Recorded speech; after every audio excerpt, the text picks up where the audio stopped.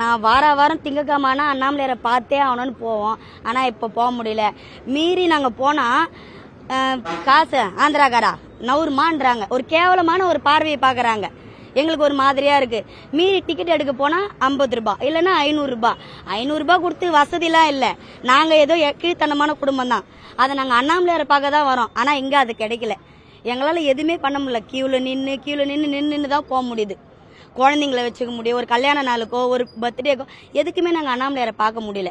அந்த அளவுக்கு கஷ்டமாக இருக்குது. வாரானா கோவிலுக்கு வருவோம். இப்போ பயமாக இருக்குது எங்களுக்கு. கோவிலுன்னு நினச்சாலே எங்களுக்கு பயமாக இருக்குது. வெளியே நின்று சாமி கும்பிட்டுறலாம், அதுவே நம்மளுக்கு போதும்.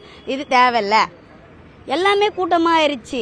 ஆந்திராக்காரங்க வீடுன்றதே இல்லைங்க. வீட்டை கூட கொடுக்க மாட்டுறாங்கங்க வாடகைக்கு. அந்த மாதிரி ஆயிடுச்சுங்க எல்லாமே. இப்போ ரொம்ப கஷ்டமாக இருக்குது. ஆந்திராக்காரா நம்ம ஊர் ஜனத்தில் உள்ள சேர்க்க மாட்டுறாங்க. முக்காவாசி ஆந்திரா ஜனமா சரி வா வா வா அப்படின்றாங்க. அந்த அளவுக்கு மோசமாக போயிடுச்சு. இந்த 50 ரூபா தரிசனன்றது ரொம்ப ஆர்வத்தோட நிர்வாகம் அதன் மேலே தான் கவனம் செலுத்துறாங்களுடைய லோக்கலில் வரக்கூடியவங்களுக்கும் இல்லை மற்ற இருக்கக்கூடிய பக்தர்களுக்கும் அதை ஒழுங்குபடுத்தி அனுப்புன்றது ரொம்ப கவனக்குறைவாக இருக்காங்க. அதை கவனத்தில் கொண்டு வரணும். அதே சமயத்தில் பக்தர்களுக்கு பாதுகாப்பற்ற நிலை, சுத்தமாகவே பாதுகாப்பு இல்லைன்னு சொல்லலாம். ஏன்னா ஒரு நாளைக்கு முன்னாடி கூட கொஞ்சம் அடிதடி ஆகிருக்குது. அதுக்கான சுச்சுவேஷன்லாம் நிறைய போயிட்டுருக்கு. அங்கே அதுக்கான காவலாளிகள், அதுக்கான காவல்துறையை அவங்க நியமனம் பண்ணியிருக்கணும். அதே சமயத்தில் அங்கே இருக்கக்கூடிய அலுவலர்களை அங்கே நியமனம் பண்ணியிருக்கணும். அந்த மாதிரி நிறைய குறைபாடுகளை வச்சுட்டு ஒழுங்குமுறைப்படுத்தாதனால நம்ம இந்த கோயிலையும் சரிப்படுத்த முடியல, வரக்கூடிய பக்தர்களும் சரியான சாமி தரிசனம் காமிக்க முடியாத தினசரி திருவண்ணாமலைன்ற ஒரு இஷ்யூவாகவே காமிச்சிட்டு இருக்காங்க எல்லா ஒரு விஷயமும். அதனால் நிர்வாகம் இதை தலையிட்டு பக்தர்களுக்கும் வரக்கூடியவங்களுக்கும் பாதுகாப்பு கொடுத்து அவங்களுக்கான ஒழுங்குமுறை தரிசனம் பண்ணி 50 ரூபா டிக்கெட் கட்டண தரிசனத்துக்கு முக்கியத்துவம் கொடுக்காம வரக்கூடிய பொதுமக்களுக்கும் அந்த இலவச தரிசனத்துக்கு முக்கியத்துவம் கொடுக்கணுன்றது எங்களுடைய வேண்டுகோள். நாங்கெல்லாம் சாமி தரிசனத்துக்கு போக முடியல. ஒரு 3 வருஷம் முன்னாடி எல்லாம் கொஞ்சம் ஃப்ரீயாக இருந்துச்சு. இப்போல்லாம் எதுவுமே இல்லை. ஆந்திராக்காரங்க அப்படின்னு சொல்லிட்டு வெளி மாநிலத்தில் வரவங்களுக்கு தான் முக்கியத்துவம் கொடுக்குறாங்க. இந்த கோவில் சுற்றி இருக்கிறவங்கள யாருமே கோயிலுக்குள்ளே போக முடியல. என்னன்னா இடைத்தரகர் நிறைய பேர் வச்சு 500 ரூபாய் ஒரு ஆளுக்கு, 1000 ரூபாய் ஒரு ஆளுக்கு அப்படின்னு சொல்லிட்டு கூட்டு போயிடறாங்க. நேராக ஒரு 50 ரூபா தரிசனத்தில் கூட எங்களால் போக முடியல. அப்படின்னு நாங்கள் நினச்சா 8 மணி நேரம் 7 மணி நேரம் ஆகுது. போகும்போது கூட்ட நெரிசலில் ஒருத்தர் அடிச்சுட்டு உள்ளே சண்டை ஆகுது. இது 50 ரூபா தரிசனன்றதே அதிகபட்சம் எதுவாக கேன்சல் பண்ணோம். பொது தரிசனம் சொல்லிட்டு எல்லாருக்கும் உள்ளூர் வாசிங்களோ வெளியிருந்து வரவங்களோ பொது தரிசனம் பார்த்து சொன்னா எந்த ஒரு பிரச்சனையுமே இல்லை. 50 ரூபாய் சொல்லிட்டு கட்டணம் சொல்றாங்க.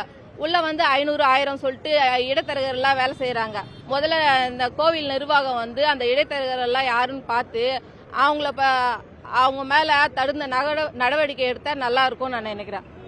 நாங்க இந்த உள்ளூர்காரங்க, லோக்கல்காரங்க, நாங்க இந்த சாமியை பார்த்தே குறைஞ்சபட்சம் ஒரு 3 வருஷம் ஆயிட்டு இருக்கோம். நாங்க எப்படின்னா இப்போ ஃபர்ஸ்டெல்லாம் போனோம்னா தினசரி காலையில் எழுந்து கோ பூஜைன்ற பேரில் நாங்கள் 5:30 மணிக்கு உள்ளே போவோம்.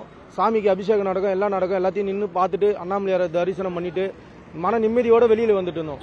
ஒரு 3 வருஷ காலமாக எங்களால் அதை பண்ணவும் முடியல. இந்த கோ பூஜைனா போகவும் முடியல. எல்லாரும் போகிறதெல்லாம் ஆந்திரா ஜனமோ விஐபி இவங்கள மட்டும் தான் அனுப்பிட்டு இருக்காங்க. அவங்க மட்டும் தான் போயிட்டு இருக்காங்க. பொது ஜனங்கன்றவங்க யாராலையும் போக முடியல, எதுவுமே பண்ண முடியல. இப்போ ஆந்திராக்காரங்க வந்ததுனால அவங்கள நாங்கள் தப்பு சொல்ல. கோயில் நிர்வாகம் ஆந்திராக்காரங்க வரட்டும், யார் வேணாலும் லோக்கல் ஆளுங்க வரட்டும். லோக்கல் ஆளுங்கன்றவங்கள அவங்கள கரெக்டாக இத்தனை பேர் வராங்க, இவ்வளோ பேர் போகிறாங்கன்னு உங்களுக்கு தெரியும். இவங்கள கோ பூஜைக்குன்றத அவங்கள அலோவ் பண்ணி அவங்கள போயிட்டு வர்ற மாரி ஒரு ஏற்பாடு பண்ணணும் கோயில் நிர்வாகம்.